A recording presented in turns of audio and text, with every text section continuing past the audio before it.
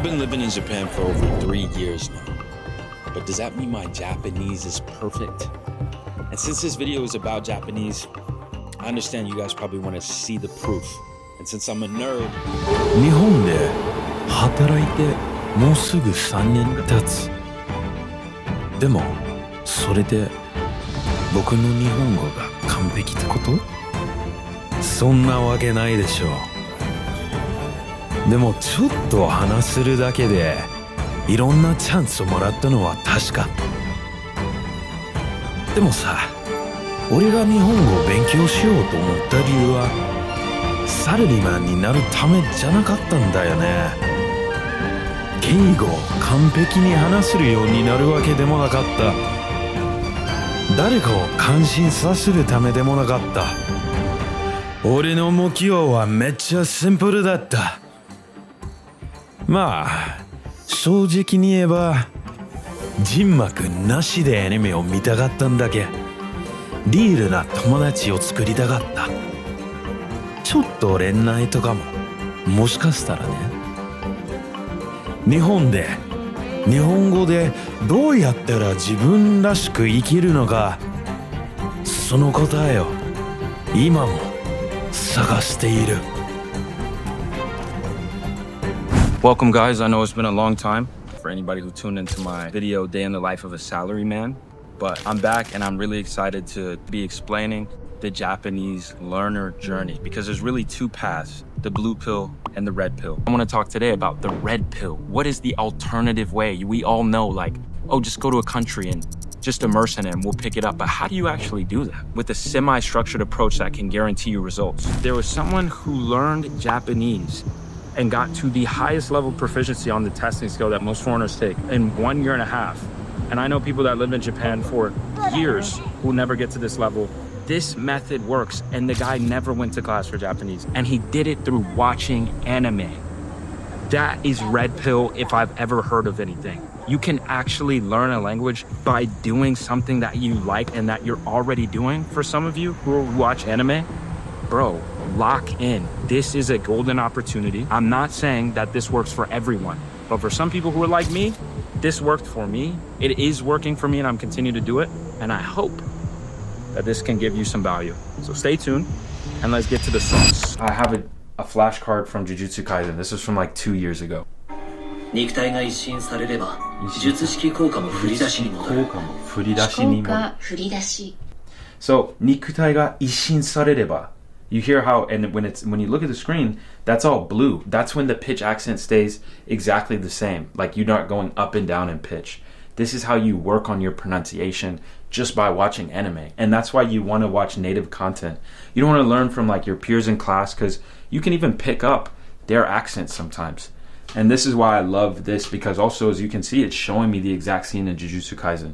So when you're watching an anime and you're going through the episodes and you're learning as you go, you can pretty much, it's almost like you're rewatching the anime. So as you guys can imagine, this is an incredibly useful tool. And if you do this continuously, you will get to a point to where it becomes very easy and you don't have to go to school and you can come up with your own routine for learning Japanese, and it's very customized to what you're watching. I want to make a point here that most of us don't learn language to make a good grade on a test, even though that feels good. And that's how we are trained in the system. If we score well and if we study, we've been trained to chase that dopamine. But I would argue that most people just want to learn language so they can be themselves around other people that speak that language. And that's the real goal here. Can you be yourself and can you connect with people? Let's describe what this might look like. The romantic phase. You're watching Demon Slayer or you're playing Persona 5. You hear in Japanese and you're like, fuck, you know what? I'm going to become fluent in Japanese and I'm going to start studying Japanese. So when I take my trip, I can talk to the locals. Maybe I can find me a waifu.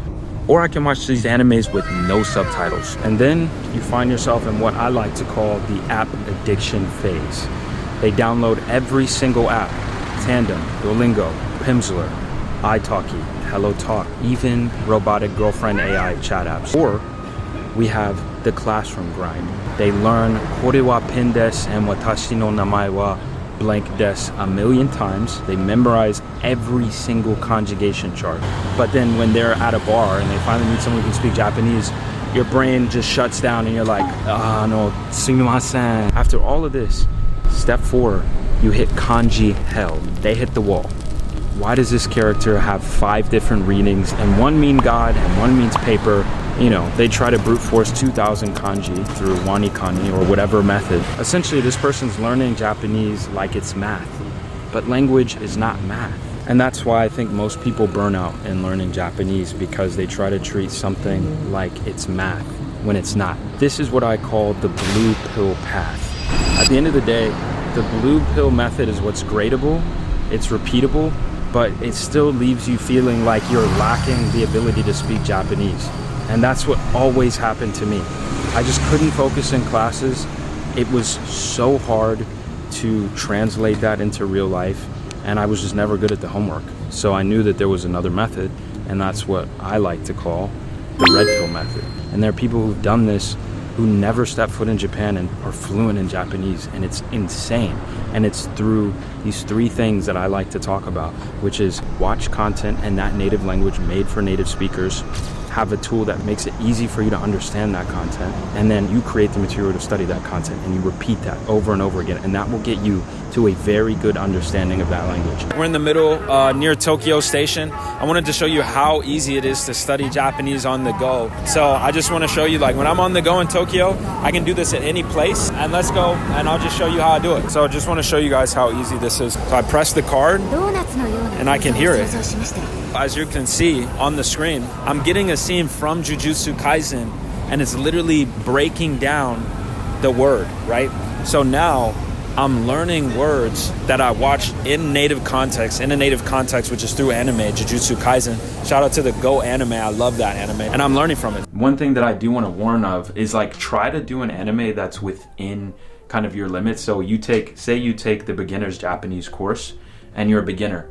Try to watch an anime show that's interesting to you. Don't watch like a kid show, because if you're not interested, it feels like work again. You want to try to watch something that you're actually interested in. From there, you then want to try to take that material and focus on the same show, because those words that you just studied will most likely reappear in that show, and it gives you the quickest path to understanding that language quicker, right? So if you go from, like, Jujutsu Kaisen is very hard in terms of Japanese because of all the spells, the different sort of things. It's high level Japanese. So if you can start with Dragon Ball Z, or if you really feel compelled to just watch whatever show, do that. But I would say try to stick out, like, watching the same show like 1 to 2 months, right? And if you burn through it, go to the next, cool. But you want to keep focusing and giving yourself a chance to rehear that audio in the native environment, and that's going to help it stick more. So let's do one more card so you guys can see. Saksen janai desu ka? So, ready? This is saksen janai desu ka? Saksen. So at this time, I did not know that word, right? Ja. And that means, like, was that not his strategy the whole time, right? This is from an anime called Terrace House.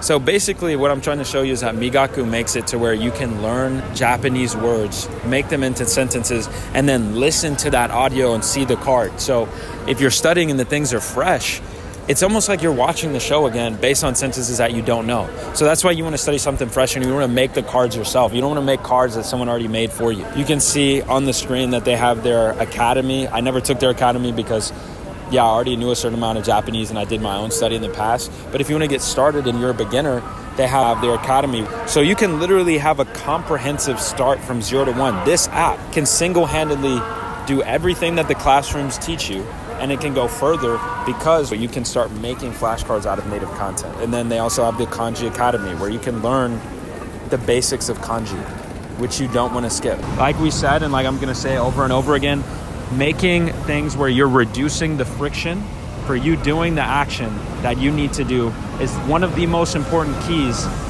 in you learning. Make it very simple, and that's how you can get further than most people. It's not only that this method is, I believe, more efficient, but it's also more effective because it's something that you can do consistently. And someone who's driven versus someone who's talented is always going to win, because if you're driven and you're consistent, you're going to get further along. The final thing is an SRS. It means Space Repetition System. So it means it literally is reintroducing concepts to you in a space repetition. So right when the brain forgets something, it reintroduces it. That is one of the best ways you can learn something. Instead of just continuously relearning words that you already know, you're wasting time. That's why Enki And using Migaku is such a great system because it's algorithmically trained to introduce you the new words and to remind you of the new words so you don't forget them. And you're learning them with sentences by native speakers from anime and content that you choose, and it's all done with you pressing a button. Once you know the basic grammar and once you know basic vocabs and how to read. When you know how to read the characters, hiragana and katakana, and then you learn a little bit about the grammar, you just need to do that cycle over and over and over again. I'm not the David Goggins of learning Japanese. There's so many people out there. But if you want to learn how to be yourself and how to get to a place that's better than where you're at and you don't have to take classes, this is definitely the answer. Language learning has never been easier, and it's never actually been better because it's so accessible. When runners want to start getting good at running, some people do things where they literally will have their running clothes on when they sleep. So they wake up, all they have to do is put on their shoes, grab the water bottle that's in the fridge and start running, because you want to reduce the friction to get to the activity that will bring you the most results, right? These tools will reduce the friction significantly. When I lost everything due to COVID and had to leave Japan, I could no longer do my method of learning Japanese. Migaku really helped me because it allowed me to make flashcards through Anki quickly and seamlessly. So let's talk a little bit about Migaku. Learning a language, like we talked about, is boring flashcard grammar drills, but not anymore, because through Migaku, it's completely changed how I approach Japanese, because Migaku lets you take any content and turn it into studyable material. Anime, YouTube, Netflix, and you'll be able to hear the line of audio of what that person says. And here's what I'd recommend for an absolute busy person who does not feel like they have time. Watch 30 minutes of anime per day, just one episode. Treat it as your work. Yes, for 1 to 2 years, you get to treat watching anime as your work. Then what I want you to do, just press the buttons using Migaku. Using a tool, if you find another one, press the cards that you don't know, choose 10 to 20, okay? Do that, have it make your cards, then study the cards in the same day. So 30 minutes to an hour a day studying Japanese, okay? But 30 minutes is you're just watching the anime. And I want you to eventually, when you get good enough, watch the anime in Japanese with Japanese subtitles. Doing this alone, you will begin to outpace 90% of classroom learners if you can be consistent. And you can do 10 to 20 cards a day. It's not gonna be immediate and it's not gonna be as soon as them, but eventually you will, because I've seen it happen. I've seen people burn out. I've seen people who live in Japan, and you will end up speaking better Japanese than them, I promise you. Anyways, that's my challenge to you. And if you do it, send me a message later. Use this as an excuse to start. Send me a message when you start and when you're done, and show me your results. Record it. You're gonna have to accept, I don't understand this today, but if I stay consistent, I will eventually learn. If I stay consistent and seek out the answers. And if you can convince yourself to be okay with uncertainty, you can do it. I believe in you. I know you can. You definitely have the ability to. Be uncomfortable with uncertainty, learn the basics of grammar, learn the most frequent vocab, and then use an application like Anki or Migaku. Just find what works for you. But what I cannot stress enough is you need to watch native content. You need to hear native speakers, and you need to study and copy the exact way that they say those words. And you need to repeat that for 3, 6, 4, 8 months, even up to 2 to 3 years, depending on what your goals are, right? So that's essentially how you're gonna learn Japanese and how I did it. Make friends, get out there and have fun. I literally love you guys who's ever watching this. Just know that love, blessings is upon you. Let's have fun. Let's learn Japanese. Just stay tuned in. This is the Salaryman's Guide to Learning Japanese. Peace.